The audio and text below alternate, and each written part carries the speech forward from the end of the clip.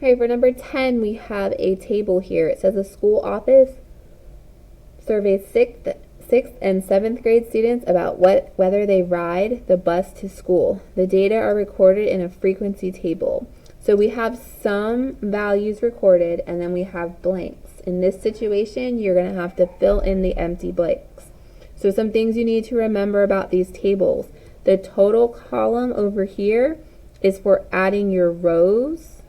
Okay, so we would add these rows together to get this total. So we're going to add up that 176 and that 74, and we get 250 here.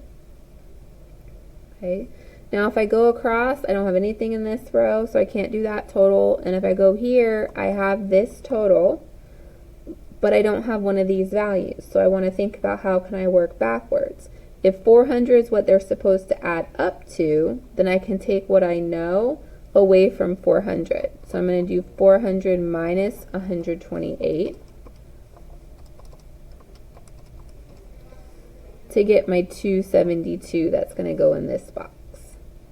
Okay, I still don't know anything in this row, so I can't do those totals, but now I can look at my columns. When I add my columns together, so if I go down this column, these two boxes should add up to 272. These two boxes should add up to 128, and these two boxes should add up to 400. I have all my totals, so I'm having to work backwards to figure out what goes in these boxes.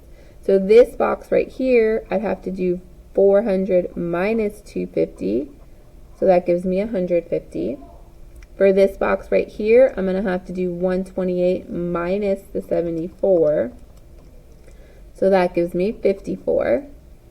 And then for this box right here, I'm going to have to do 272 minus the 176, and that gives me 96.